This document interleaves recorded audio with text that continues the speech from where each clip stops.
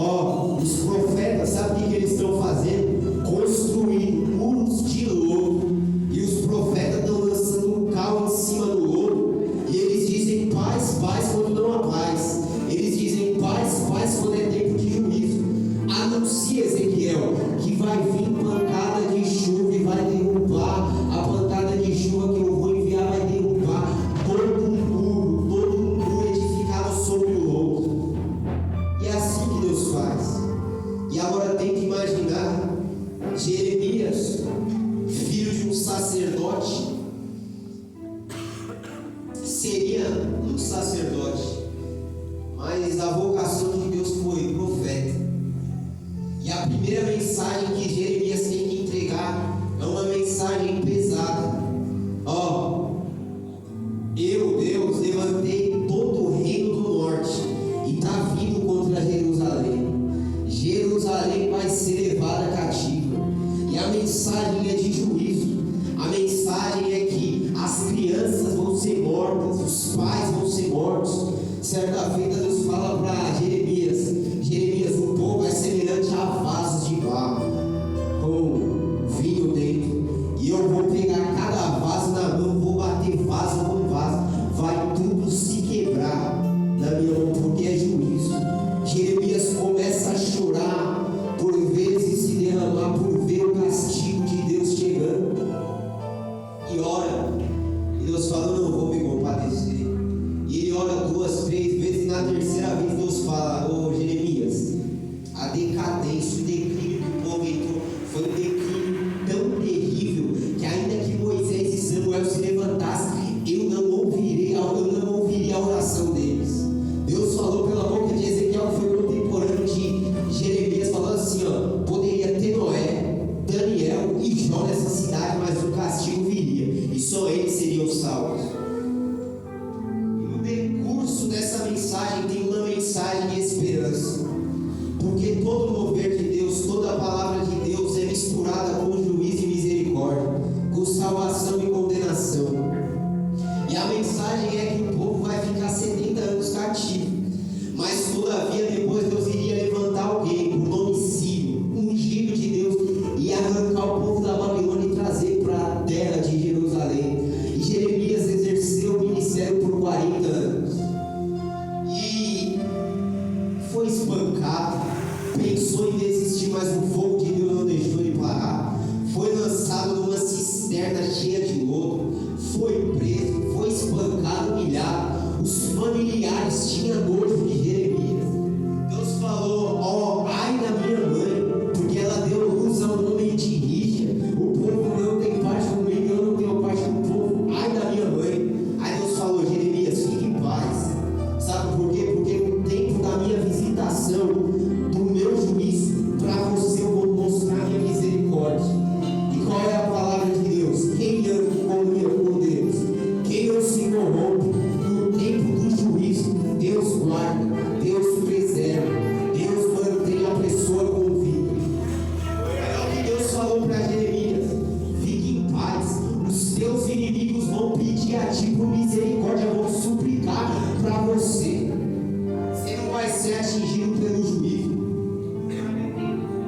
Aí olha o que Deus falou: Jeremias, se você continuar andando conforme eu quero, se você apartar o precioso do vil, andar em santidade, tu, Jeremias, serás minha boca na terra. Está entendendo aqui? Quer ser boca de Deus? Aparta o precioso do vil, porque se apartar o precioso do vil, a mesma palavra que Deus falou para Jeremias, Deus fala para quem deseja ser instrumento dele na terra. Se apartar o precioso do vil, você vai ser minha boca na terra. Faço das suas palavras como que de fogo. Deus falou: Jeremias, as suas palavras serão como labareda de fogo. Eles que vão ter que se voltar para você, não é você que vai ter que se voltar para ele. Mas Deus é sofrimento. Mas se você se fatiga correndo com os homens, como você vai alcançar os cavalos? Se você tropeça em terra segura, como você vai alcançar e andar nos bosques do Jordão. Deus já está falando para Jeremias aqui, está triste, que está angustiado. Se é soldado, se é meu, eu te chamei, te ungi com óleo santo, te dei graça, te dei um dom extraordinário. Para de questionar, de murmurar. Tem cavalo vindo contra você. E eu quero te armar teus dentes, para quando os cavalos virem, você alcançar eles. E a minha obra na sua vida será concluída.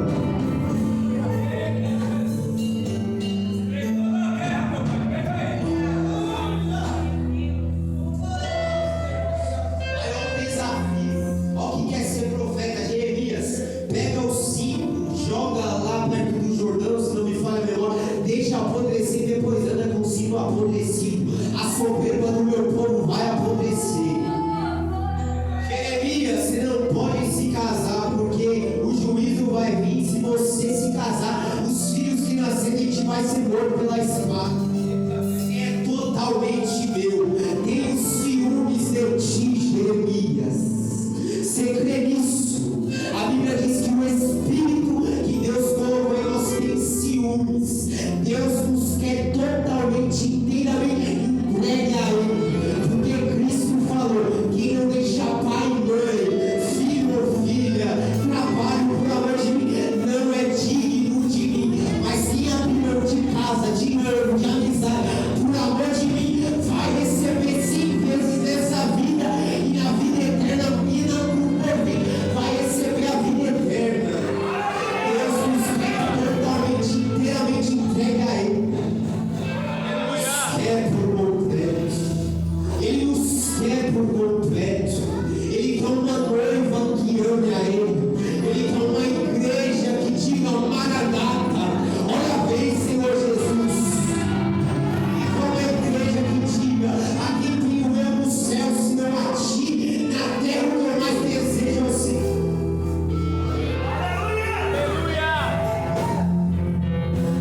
Ele quer andar de mão dada conosco. Deus tem prazer em quem tem prazer nele. Como o servo de Deus ministrou aqui no culto das irmãs, vou honrar quem me honra, mas vou aborrecer quem me aborrece. Vou desprezar quem me aborrece.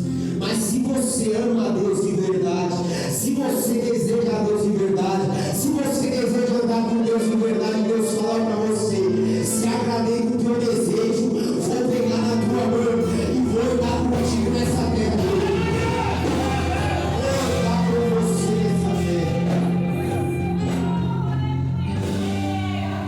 Pede uma loucura para Jeremias. Jeremias, o texto que nós lemos, a cidade estava cercada, Babilônia, as trincheiras tudo montadas, a fome dentro da cidade. Jeremias preso. Aí Deus falou: Jeremias, o teu primo vai vir até você e vai te oferecer a terra, porque você é parente herdador, pode comprar a terra dele. A terra está entregue na mão de Nabucodonosor. A terra está na mão do inimigo. Mas Jeremias, obedece, corresponde à minha palavra. Ainda que a princípio você não entenda o que eu exijo de você, só corresponde. Dá um passo, porque eu vou me responsabilizar por aquilo que eu disse. Aí ele dá um passo, compra a terra, coloca o escrito num pote de barro e deixa diante de muitas testemunhas. E isso daqui é extraordinário, porque depois Jeremias ele vai questionando a Deus e fala: Deus, eu não entendi, o Senhor me pediu para comprar uma terra, mas a terra está na mão de Nabucodonosor, o povo já vai ser totalmente entregue, eu já fui levado, mas como assim? O Senhor está me exigindo essa coisa.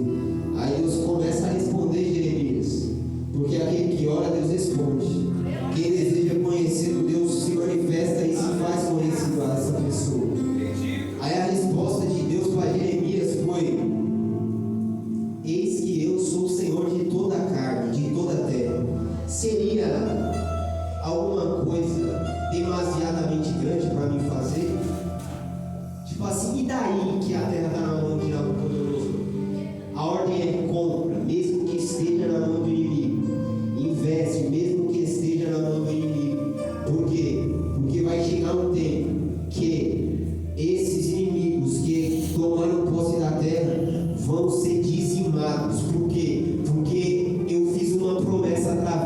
Isaías: Ciro vai se levantar, um rei vai se levantar, vai tirar o povo da Babilônia e vai estabelecer o povo novamente na terra. E Deus falou: essa terra está deserta, essa terra não tem vida lá, essa terra já foi dizimada, mas todavia, Jeremias, essa terra agora pertence a você e pertence a mim, e ela vai voltar a frutificar. Pessoas vão edificar a casa dessa terra, pessoas vão plantar vinha nessa terra, e essa terra vai ser um lugar extraordinário, abençoado, mesmo que esteja na mão da adversidade.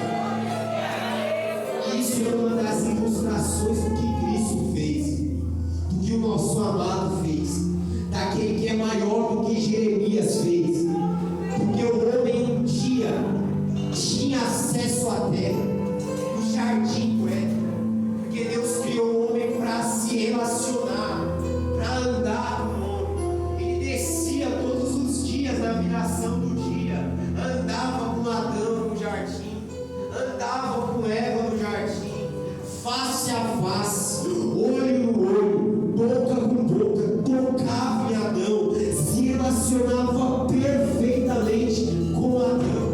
Mas o pecado fez com que o homem fosse expulso e não tivesse mais acesso ao paraíso, mais acesso às coisas extraordinárias de Deus, à plenitude de Deus.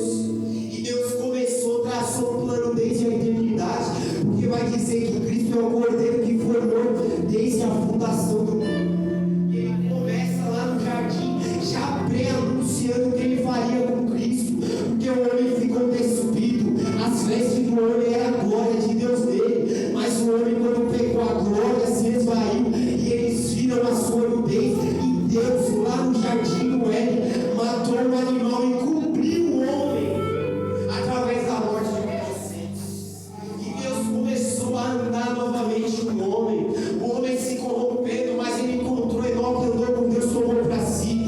O homem se corrompendo, mas ele encontrou Noé e falou: Noé, constrói a arca, porque você é justo na terra. Te achei, vi que você me ama, constrói a arca, vai vir juízo, mas para você eu tenho salvação.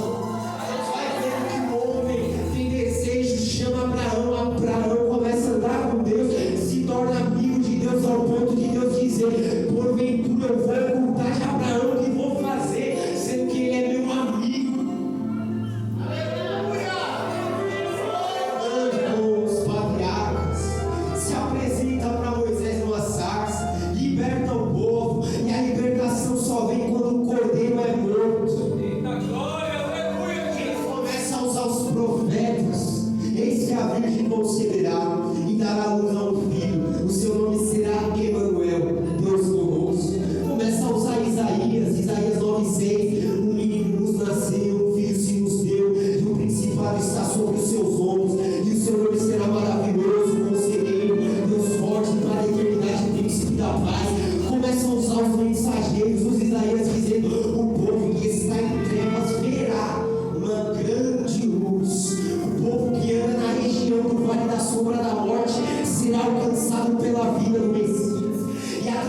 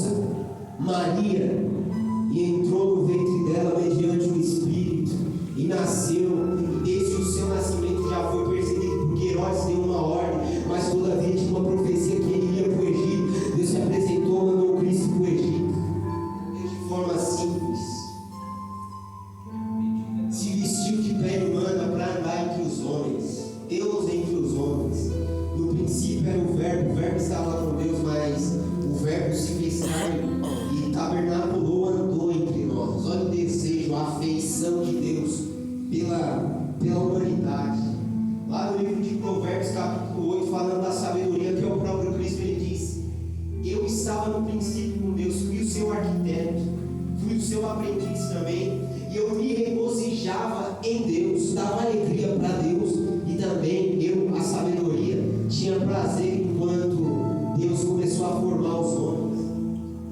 Você vai ver que a Bíblia é como que, desde Gênesis a Apocalipse, Deus caçando o homem virando as costas para Deus e Deus dando oportunidade. E assim foi com Cristo. 30 anos de idade, começou seu ministério, e ele veio com um único propósito: reconciliar a humanidade que estava nas garras do diabo com Deus, a humanidade que estava sujeita à morte, a voltar a ter comunhão com Deus. E a única maneira era morrendo no madeiro, porque estava escrito: maldito é aquele que for pendurado no madeiro. E ele veio para morrer, ele veio para sofrer o castigo de Deus.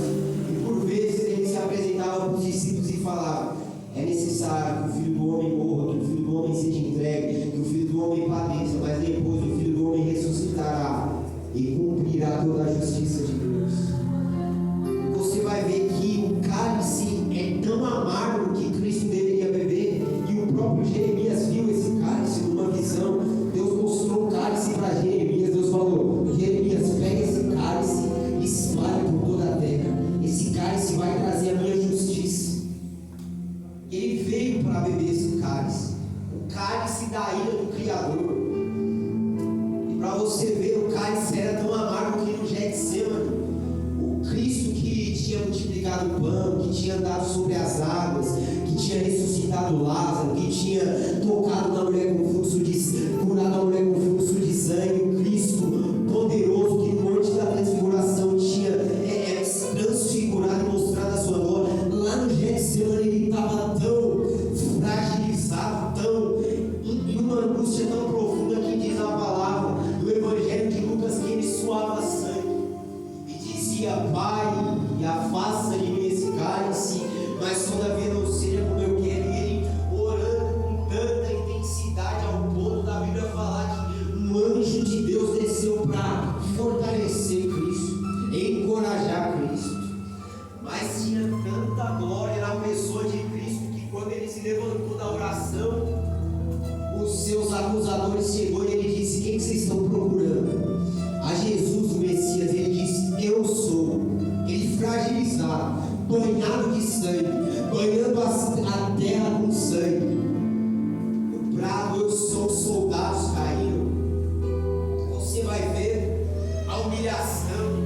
Pegaram Cristo, levaram ele para Pilatos, de Pilatos levaram ele para Herodes, depois devolveram para Pilatos, foi espancado, foi cuspido, pegaram o azorrague e açoitaram ao ponto da carne dele se dilacerar, ao ponto de alguns dizerem que era possível ver o pulmão dele. Isaías disse que a face dele era irreconhecível, mas todavia ele estava ali como um cordeiro calado, indo em direção ao matador. E a Bíblia diz que foi do agrado do Pai, morreu. Ele permaneceu ali, mais de 100 açoites, mais cortes por todo lado, na face, nas costas, na barriga, a carne dele exposta, sangue na sua face. Pegaram o madeiro da cruz e ele foi caminhando em direção ao Calvário. Mas não pensa que ele foi ali como um derrotado, como um coitado. Ele estava indo ali em direção ao Calvário, como um rei vai em direção à sua coroação. E ele foi subindo, e a cada passo que Cristo dava, um dos ladrões lá em cima já estava sentindo algo extraordinário. Porque quando Cristo estava lá em cima, o ladrão teve que reconhecer e dizer: nós não fizemos mal algum, mas esse homem aí, ele é justo. Senhor, lembra-te de mim quando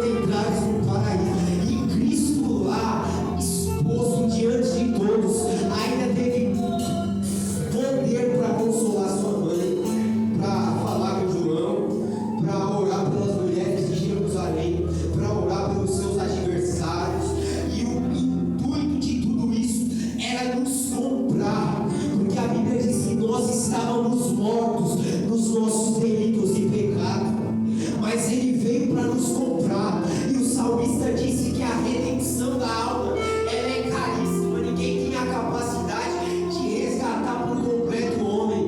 O escritor aos Hebreus disse que o sangue de bodes não era suficiente para limpar todo o pecado da raça humana, mas verdadeiramente Ele tomou sobre si as nossas dores, verdadeiramente Ele tomou sobre si as nossas enfermidades, verdadeiramente Ele morreu a nossa morte, e Ele foi como uma ovelha perante os seus tosqueadores sem murmurar, não pecou, morreu. Na sua morte vai dizer que o véu do templo se rasgou, mostrando que o acesso está liberado. Na sua morte vai dizer que desde as 9 até as 3, desde o meio-dia até as 3 da tarde, a terra escureceu. Na sua morte vai dizer que a terra tremeu. Na sua morte vai dizer que sepulcros se abriram e muitos santos ressuscitaram. E Ele foi transpassado com uma lança. E quando Ele foi transpassado com uma lança, diz a palavra de Deus que saiu sangue e água, sangue para purificar e água para limpar, para banhar a terra que estava manchada pelo pecado, banhar você e eu que estávamos mortos, estávamos nas garras do diabo. E depois de 40 dias Ele subiu ao céu. Qual teve a visão dele glorificado? E qual foi a visão de João? O Cristo desfigurado que Isaías escreveu, não. Na aflição de Patmos, Cristo cumpriu a promessa que Ele tinha feito. João, você não morre enquanto eu não me apresentar para você, enquanto a minha glória não se apoderar de você. E vai dizer que Ele se apresenta com um poder tão extraordinário que João cai como morto. Os cabelos dele estavam brancos como a neve, representando a eternidade de Cristo, porque em Hebreus vai dizer que Ele é o mesmo ontem e hoje eternamente. A Bíblia vai dizer que os olhos dele estavam como chama de fogo, porque Ele é onisciente e Ele consegue me enxergar, e Ele está nos enxergando aqui, enxergando a tua oração, enxergando o desejo que está aí no teu coração. A Bíblia diz que os vestidos dele eram brancos, porque Ele é quem? Ele é o sumo sacerdote, não segundo a ordem de Arão, mas segundo a ordem de Melquisedeque, uma veste confeccionada pelo próprio Deus. Ele vai dizer que, João vai dizer que ele estava com um cinto de ouro, porque Ele é rei dos reis e Senhor dos senhores, representando a realeza de Cristo. Os pés como bronze polido, mostrando o juízo, porque quando Ele vir, Ele vai vir para pisar o nosso aniversário.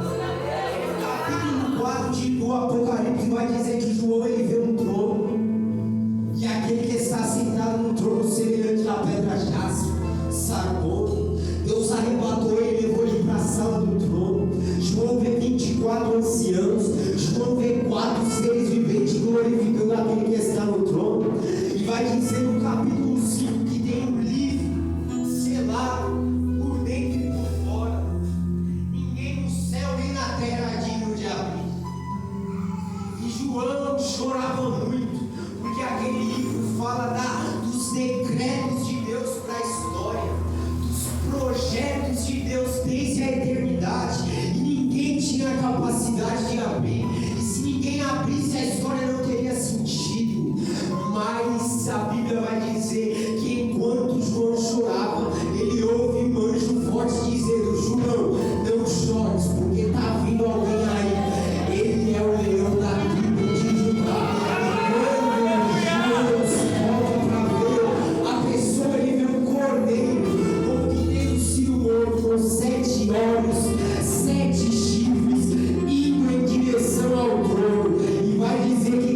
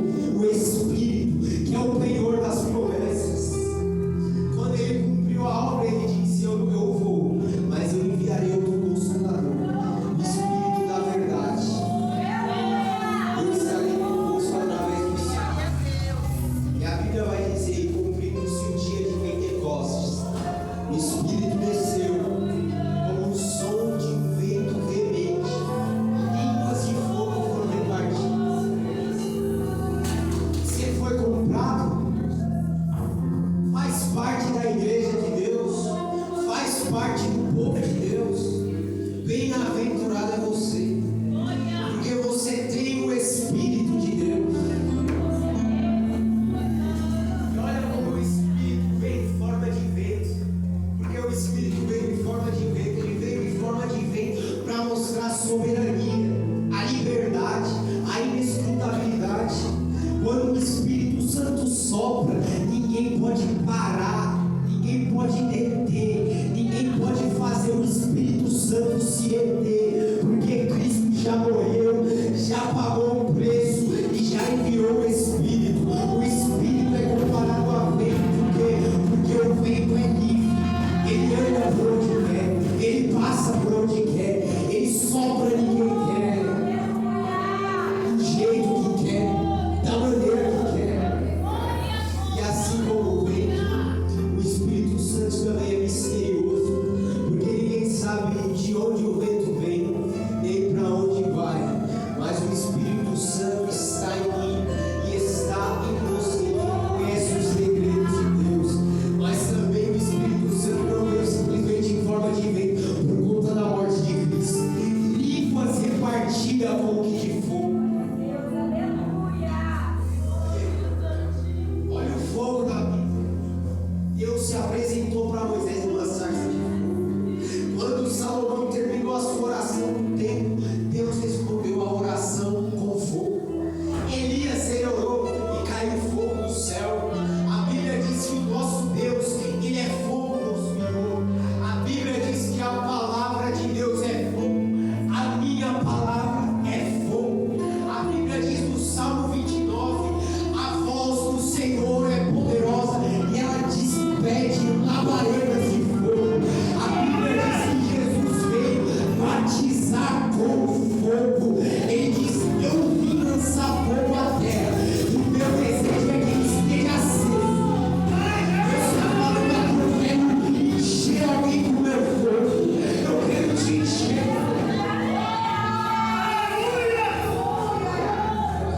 O fogo purifica, o fogo ele aquece, o fogo se alastra. O Espírito Santo ele veio como línguas de fogo no dia de Pentecostes. Por quê? Porque o primeiro Pentecostes foi no Sinai, e houve relâmpagos, buzinas, voz, trovão, mas a lei de Deus foi entregue no meio de fogo. A lei do Sinai, o Pentecostes do Sinai veio em fogo, e a igreja nasceu no meio do fogo do Pentecostes. Então o Evangelho é o Evangelho de fogo. Quando Ezequiel foi chamado nas margens do rio Quebar, ele teve uma visão do trono, ele viu brasas de fogo. Ezequiel viu debaixo das rodas dos querubins fogo. Certa feita Deus falou para um dos seres viventes que Ezequiel viu: pega as brasas de fogo debaixo da roda dos querubins e espalha sobre a cidade. Quando Isaías teve uma visão do trono de Deus, ele disse: ai de mim que vou perecendo, sou homem de lábios impuros, habito no meio de um povo de puros lábios. E a Bíblia diz que um serafim é um ser que arde em fogo, um ser envolvido de fogo, um ser vestido de fogo, da cabeça aos pés em fogo, pegou uma brasa viva tirada do altar, passou na boca do profeta Isaías e ele disse: a tua iniquidade foi